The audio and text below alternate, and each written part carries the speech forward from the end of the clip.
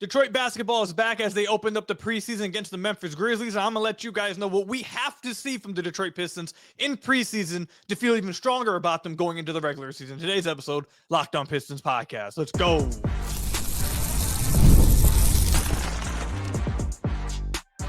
You are Locked On Pistons, your daily Detroit Pistons podcast, part of the Locked On Podcast Network, your team every day.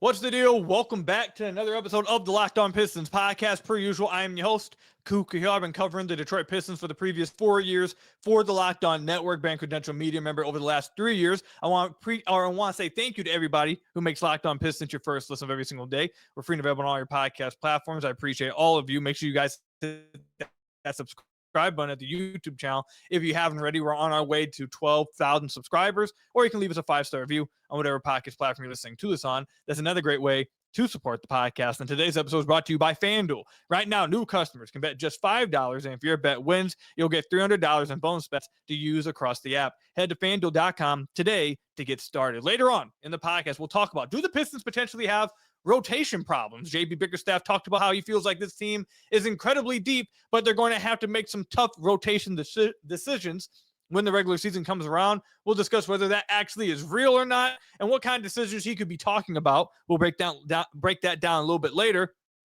And then ahead of the preseason, I want to give my final standings prediction for where I believe the Pistons will end up ahead of the season, and we will come back to this, obviously, like we usually do at the end of the year and see how far off I was. Was I right? Was I wrong? Same thing with you guys. I want to see you guys comment down below what you guys officially believe the Pistons will finish this year in the Eastern Conference, and we will revisit everyone and see how close or how off we all were. But let's go ahead and start with talking about the preseason as it kicks off. I'm recording this the night before. I'm recording this right after the Lions game. Good win, Detroit Lions.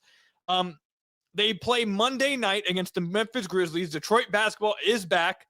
It feels like the offseason went by quick as ever. We will be hosting a live watch party over on the Playback for this game. Click the link down below if you want to come and watch the game with me and the rest of the Pistons fan base. What do I need to see from the Detroit Pistons in preseason to feel strongly about them going into the regular season? There's a few things I really do want to see that I think would make a lot of fans feel even better about them. As we get into a little bit later with the standings, I'm gonna let you guys know, just kind of spoil it a little bit for you guys. As the season gets closer, the better I feel about this team and the more my expectations are rising. Maybe that's just because of the excitement and media day and happiness about the season being back. So maybe I'm being impacted a little bit by that, but I find myself getting higher and higher and higher on this team. So these are some of the things I would like to see from them to kind of like make me feel a little bit more confident in my growing belief in this team. So obviously I want to start with, we're going to go down the roster. I want to start with Cade. I just want to see Cade make it through the preseason healthy, 1. And 2, I'd love to see him take quite a bit of pull-up threes and see his pull-up threes be a lot more effective and see him go to it a little bit more, especially off pick and rolls when they're in drop coverage or they're giving him any space, or if his guy goes underneath the screen, or even if they're trailing around the pick and roll. I think it would be really nice to see Cade take some pull-up threes off the dribble and show that that's another area of his game that he's continuing to try to get better at. So that's a little minor part of Cade's game. I don't think you're going to see him very much in this game against the Memphis Grizzlies. I don't know how much he's actually going to play throughout the preseason, but as he does play, as he plays throughout the preseason, usually in the preseason, you see like a glimpse from each player of like what they were working on, how they're attacking preseason. And last year, I know Cade spent a lot of preseason kind of just working himself into shape and kind of just, taking it easy. And it had some Pistons fans, I remember this last year, talking about the preseason. A lot of Pistons fans was like, oh my God, what's going on with Cade? He doesn't seem like he's aggressive. Why is he not scoring, blah, blah. I remember that. Go back to the videos and the episodes from last preseason. We talked about that. That was something being talked about in the community. So could Cade attack it like that again? Yes, but my point is, usually you see, I feel like Cade more so, rather than looking at it as he wasn't as aggressive last preseason, I feel like it was more so him trying to let his teammates get some comfortability, give his teammates some confidence, and allow them to kind of test out everything they want to do. I think that ended up playing out well. So I feel like that was a good way that Cade attacked last offseason. So this offseason, I'd like to see him take some pull-up threes and try to work himself into rhythm to get started into the season. Jaden Ivey. What I am most excited to watch about for Jaden Ivey in preseason, and it's going to be the same thing throughout the regular season, is really how does he look when Cade's off the floor, especially if they are going to be trusting him as the backup point guard and trusting him to be the secondary playmaker. How does he look when Cade's not on the floor, and can he run the offense? Or is the offense in the non-Cade minutes going to look bad like they did all of last year until Dennis Schroeder arrived? We've talked about the numbers before over and over about how bad they were in the non-Cade minutes. They got Dennis Schroeder. All of a sudden, they got infinitely better in those minutes. Can Jaden Ivey, or has Jaden Ivey improved in this area, and how will those minutes look without Cade? That will be the number one thing I'll be watching for with Jaden Ivey. With Ausar Thompson, it will be me watching only his ball handling. I will be, if he hits a few threes, that would be fun. That would be great. I'm sure a lot of people will be watching that and be excited about that. I will be only, literally, my main thing I'll be watching is how does his handle look? Does it look tighter? Does he look more confident in it? Is he running some more pick and roll actions? Is he running some actions within the offense? Is he getting the defensive rebound, going full court and getting all the way to the basket? Is he being more aggressive getting to the basket because he trusts his handle more? That is the main only skill set for real with me that I am watching with Ausar, because I think it's that important. I need to see what his ball handling looks like. I want to see him be aggressive with it if it actually has improved on drives to the rim throughout the preseason. With Jalen Duren, I talked about this a few episodes ago with JD. I am interested to see if they run any kind of on-ball actions for him within the half court. Do they try to give him some inverted pick and roll looks again? Do we start to see him be a little bit more aggressive? And honestly, do we start to see him get a little bit more confident within his offensive repertoire? Do we start to see him extend his range out a little bit? I'm not talking about from three, but do we start to see him maybe try some floaters? Do we start to see him try to go to some, maybe some floating hook shots? More so the floater is what I'm talking about here. Does he start to show some confidence in that and go to that a little bit in preseason? That will be interesting to see. The veterans, I don't really need to see anything from them like Duncan. There's nothing that matters really with for preseason, to be honest. Tobias, same thing there. Stu, I will be watching to see. He told me at media day that he's hoping to go back to shooting some more threes. If he is going to be shooting more threes, I'm not just watching to see in the preseason if he actually shoots them. I want to see in the preseason, how are they deploying him then if he is going to be shooting threes? Like, are they going to be spotting him up in the corner? Is he going to be popping off pick and rolls? Like, I just want to see how the offense changes a little bit if he is going to be shooting more threes, and how is he going to be taking those threes? Is it in trailing looks? Again, is it pick and pops? Is it spotting up in the corner? Like, how, if he's going to be shooting more threes, how is he getting them within the offense? How are they planning on using him? I'd like to see how it looks in the preseason to see if there's anything has changed there with that. And then Ron Holland. Is Ron going to keep this aggressiveness? Is he going to carry over how aggressive and confident and cocky he was from Summer League? Is he going to carry that over to his minutes in the preseason? Is he going to be, when he's on the floor, feel like I'm the best player on the floor, I'm the best offensive player, give me the ball, I'm getting to the basket, and I'm scoring this rock?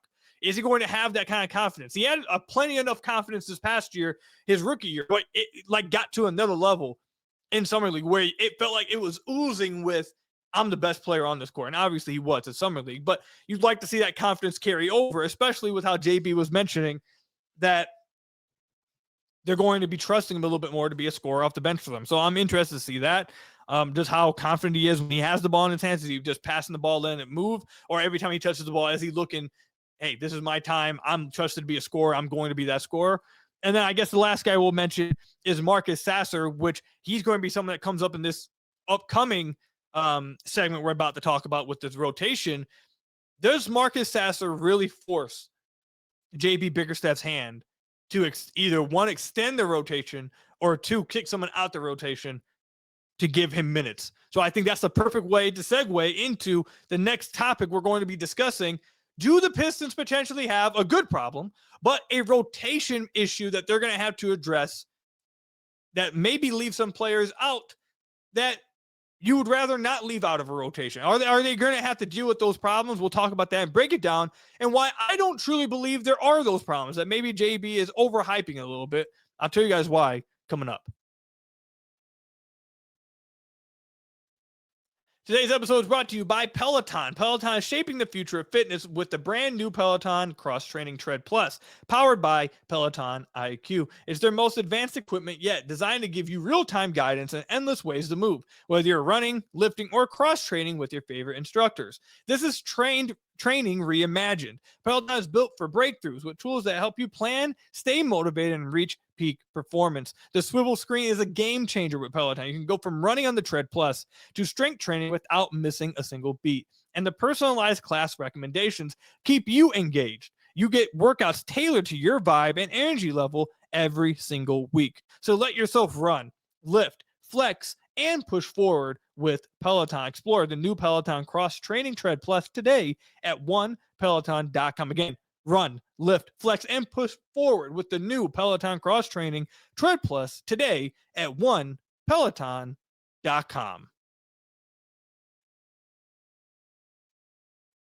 So I want to thank you guys again for making Locked On Pistons your first listen of every single day. We're free and available on all your podcast platforms. If you haven't already, head to the YouTube channel at Locked On Pistons. Hit that subscribe button or leave us a 5-star review on whatever podcast platform you're listening to us on. That's another great way to support the podcast.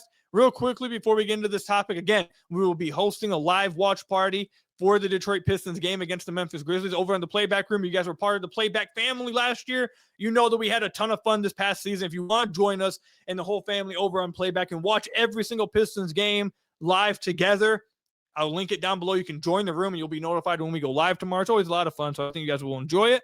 And then lastly, I just posted that breakdown I was telling you guys about last episode for that Duncan Robinson, Jalen Duren, DHO, the passes, the lobs, how Duncan Robinson is going to unlock something different for Jalen Duren.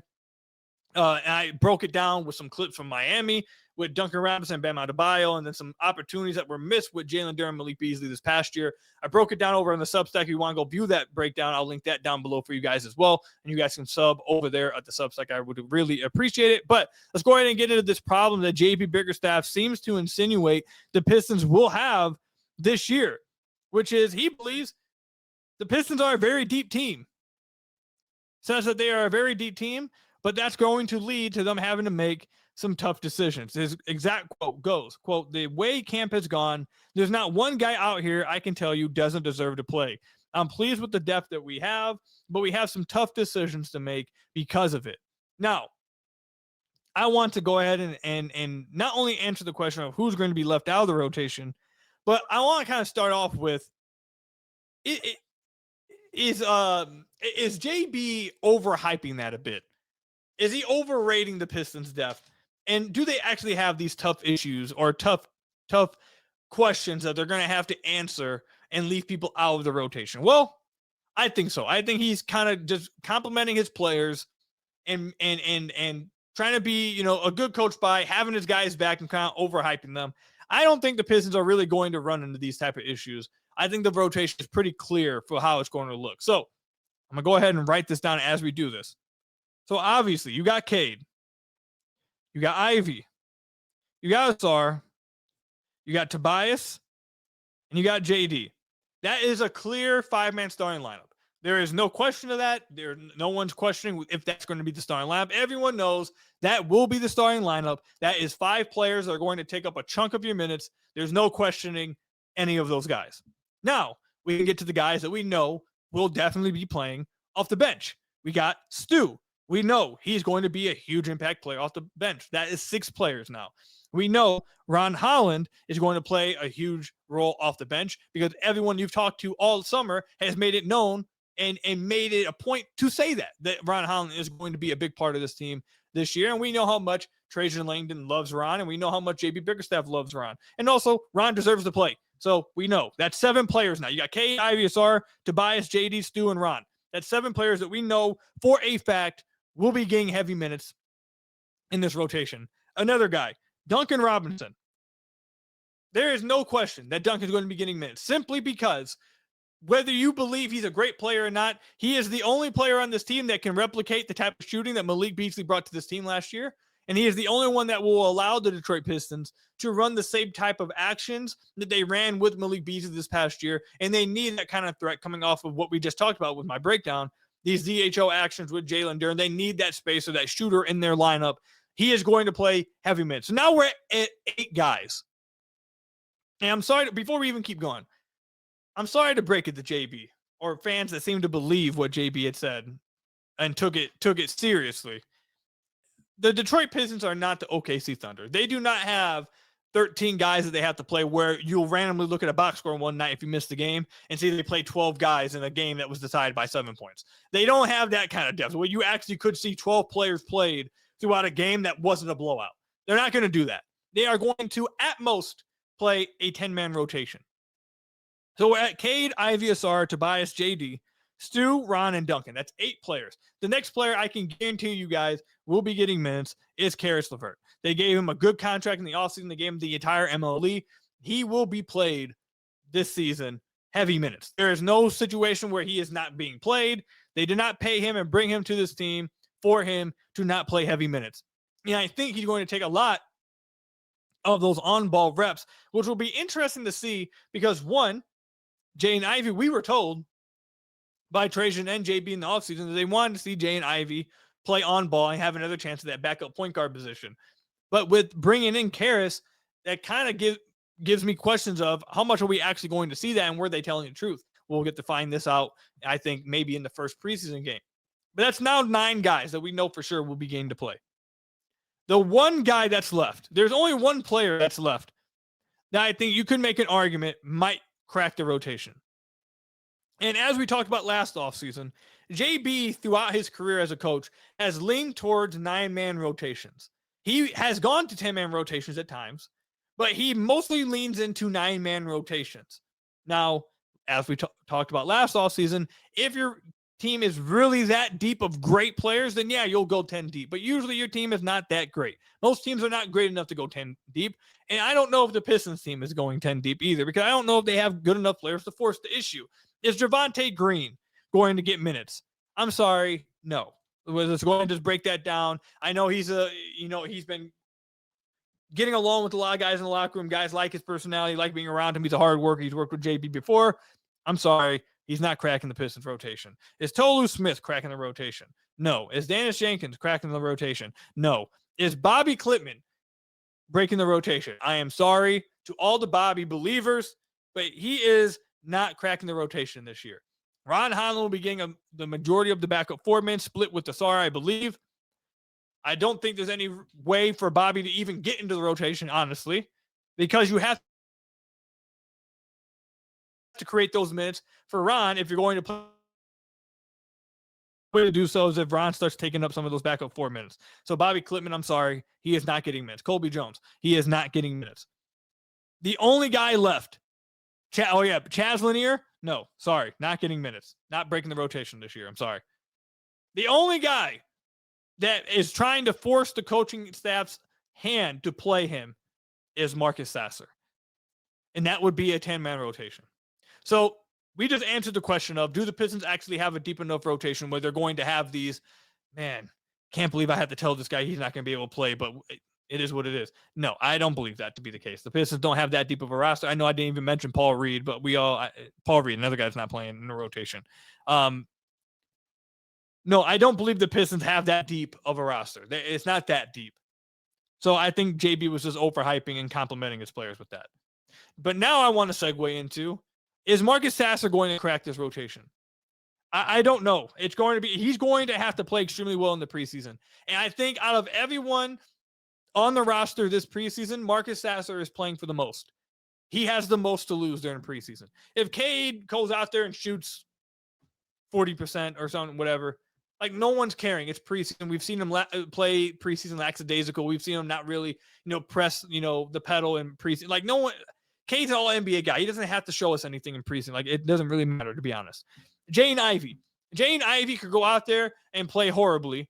And maybe I would come on this podcast and say, okay, I'm a little concerned. That didn't look good. How is he going to play during the season? But is that going to change whether he's going to be a starter? Is that going to change whether he's going to play 30 minutes? No, it's not going to change anything for him. It's just going to change my level of confidence and maybe the fans' level of confidence in him. Same thing with Ausar. Ausar could go out there and do whatever. He's still going to play. Tobias is still going to play. JD, he is not going to lose minutes. Stu's not going to lose minutes. Ron, he might have a little bit to gain because he's still fighting for minutes with Duncan, Caris, and a little bit with Tobias. So if he goes out there and really looks great, he could gain some extra minutes maybe. But really, Ryan could go out there and not look tremendous, and he's still probably going to be penciled in minutes. Same thing with Duncan and Karras. They don't have nothing to lose. Marcus, though, is playing for his life. He is playing for his rotation life to prove to this team that he should be the backup point guard and that he should get those minutes. Problem is if he does, he is working an uphill, or he is fighting an uphill battle, because we know they brought in Karis LeVert to take up some of those on-ball actions or on-ball responsibilities. We know that we've heard them say they want Jaden Ivey to take up some of those on-ball responsibilities. And then at Media Day, we heard Marcus Sasser say he knows that he has to be able to play point guard. So it seems like they still believe Marcus to be this point guard. Where are those reps going to be available for him if they want to give it to Karis and Ivey? That's a question I have. Or maybe they finally are going to start playing him as I've said he should be played, which maybe he plays next to Karis, and Karis plays on ball. Marcus is just used as the scorer. He's not asked to set the offense up. Maybe he plays next to Ivey. Maybe he plays next to Cade, and when in the non-Ivey minutes, maybe he comes in with Cade, and he plays next to Cade. He plays off ball. Maybe that's how they try to utilize him. Could they find a rotation spot for him to do that in a 10-man rotation? Yeah, you can do that with a 10-man rotation, but with JB's history and what we saw last year, I tend to believe the only way that he's going to go 10 deep to make that work for Sasser is if Sasser really does look good in preseason. If he really shows that, like, hey, you leaving me on the bench, you're just wasting a guy. You're wasting me on the bench. Not playing me, you're hurting the team by not playing me. And we've heard all but great things about him in training camp so far. He's been turning heads at training camp. They said he's looked great. Out of all the players in this rotation, the only player that is fighting for his rotation life is Marcus Sasser.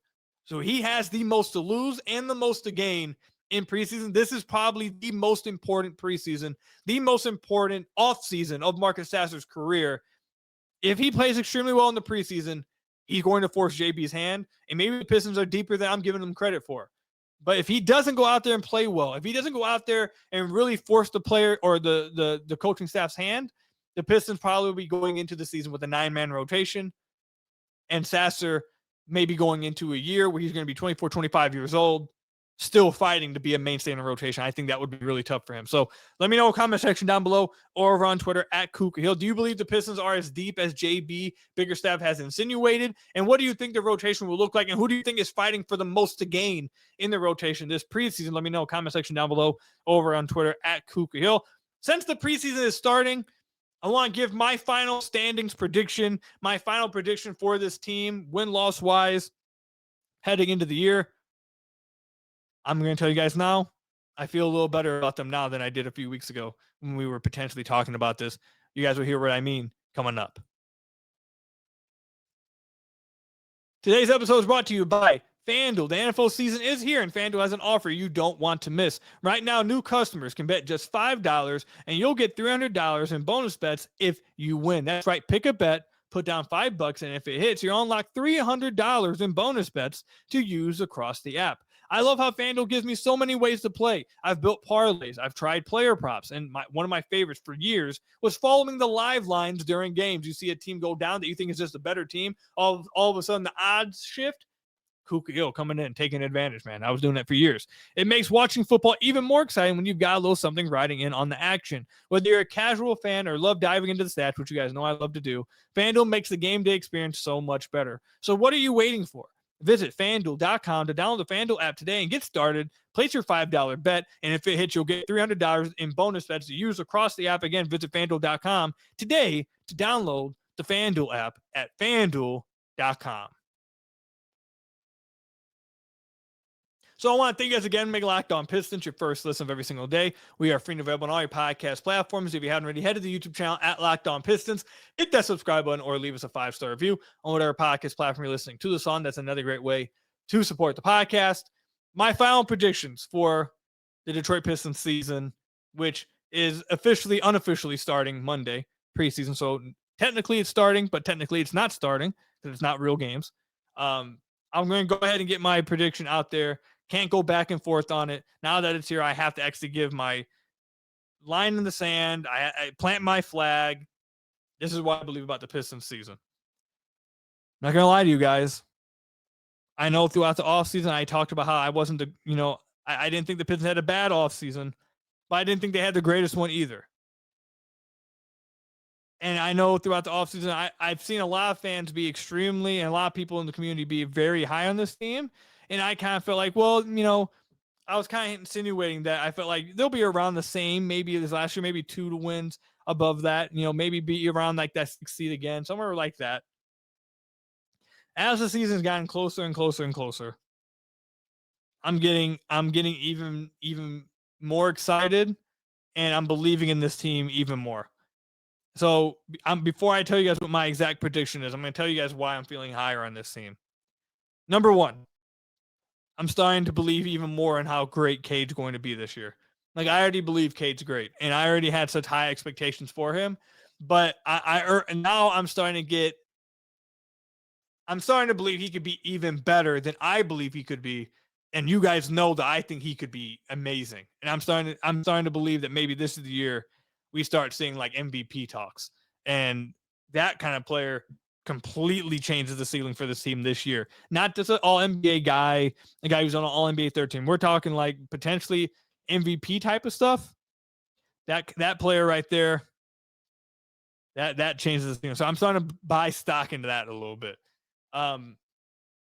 You guys know I love the numbers, man. I love getting into the numbers, and I've looked into how this team played with Ausar Thompson after January 4th, once he was brought into the starting lineup, and they were on such a 50-win pace after he was brought into the starting lineup. And I believe that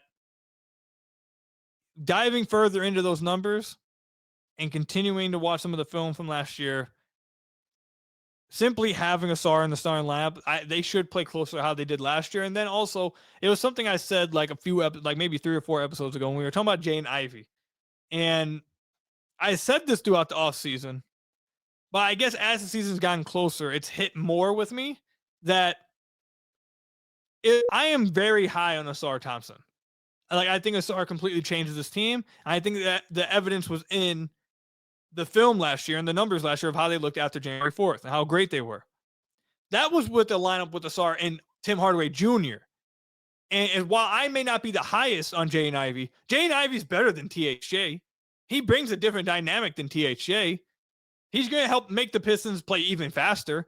He's going to give them another threat off the dribble. He's going to give them another threat, more off ball, cutting to the basket, being able to get dribble penetration, paint touches. Like, he's better than THJ. So if that lineup with THJ, Ausar, Cade, Tobias, and Durham was great, you take THJ out and you put Ivey in there, that should be even better. They should be even better. As long as Ivey is what everyone expects him to be, they should be even better. So that's another reason why I've slowly started to get even higher on this team. Another reason why I'm slowly starting getting higher on this team as the preseason starts and as the regular season is getting closer. Milwaukee, I think, it might not be very good. I almost said really bad. That would be very disrespectful. But Milwaukee, I'm starting to think, may not be very good at all. Like, fighting to stay in the playoff picture. I looked at their roster, man, and I hate saying this because when you have Giannis on your team, you have a floor that you can't dip below, and you kind of got to give respect to having one of the greatest players we've ever seen. So I don't want to go too crazy on this, but their roster is just flatly not good. I don't think their roster is very good at all. So I think they're not going to be very good, I don't believe. So I think that changes where the Pistons could place. Indiana's falling off the cliff, I think. And Atlanta. That is the team that I've said all offseason the Pistons will be fighting for. Or fighting with. Excuse me. And as the season's gotten closer and closer and closer and closer, I've been scared off of Atlanta. I really like their offseason still. I do like their offseason. But I have been scared off by Atlanta as the season's gotten closer. I've gotten more nervous about them because so many of their players are injury prone, man. So many of their players are injury prone. You have to hope that a lot of their players just play 50 games. So with that said, with all that I said right there, also with me, I guess another reason now I am feeling better about this team is obviously I think Ron's going to be better this year. And being at media day and listening to him talk, they're doing a good job of swaying me over to being optimistic. So with all that said, I think the Detroit Pistons will be battling. This is my official prediction. I think the Pistons will be battling with their Orlando Magic for the 3rd seed in the Eastern Conference. I think the likely scenario is they probably fall to 4 because I think Orlando has a deeper team. I really like what they've done, but I am not ruling out that they finish above Orlando at number 3 anymore. Before I was completely ruling out. I said that I had a Cleveland, Boston, Orlando in their own tier. I have now changed. This is my official prediction. I don't think Orlando's in that same tier. Could they go 3 seed? 100%. They could have a great season.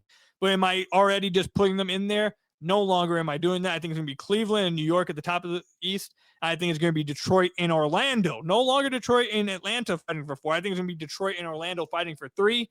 And if Cade can take this jump that I think he's about to take this year, and if that starting lineup can be as good as they were with THJ and plus even 2 times better, 3 times better because of Jay and Ivy, and Ausar makes this jump I believe he can make, and Ron plays as well as he can off the bench, I think the Pistons could be a top 3 seed in the Eastern Conference this year. It's going to be a battle between them and Orlando. I'm getting excited. Maybe I'm starting to fool. Maybe the 1 year, man. You guys know, usually I'm always pessimistic. I stay on the other side. I won't say pessimistic, but kind of I play it safe. And for what it's worth, let me say this. For what it's worth, I was right to do that for the majority of the last 5 years. Like, it was bad. It was bad for for a long time. And now last year got a little bit of taste of success. You feel me? And now after some success last year, they played this hour-long documentary on their season this past year at the Lions win. Then you add in a media day, all the positivity coming out of media day. Now you got me buying into I'm drinking the Kool-Aid over here. You've completely won me over. Now I'm drinking the Kool-Aid. So hopefully I don't bring the jinx over and they don't, knock on wood, have a bad season now because all of a sudden I'm drinking the Kool-Aid. But I am starting to believe a lot more and more and more in this team. I think they'll be fighting with Orlando to be a top 3 seed in the Eastern Conference. So with that said, let me know where you guys think they will place this season in the comment section down below or over on Twitter at Ku Khahil. That's all I've got for you guys today. Thank you guys for making Locked On Pistons your first listen of every single day. Free and available on all your podcast platforms. Hit that subscribe button to the YouTube channel. Leave us a 5-star review, whatever podcast platform you're listening to us on. And until next time, I will see you guys later. Stay safe out there. I'll catch you guys in the playback room for the preseason game. And until next time, peace out, everybody.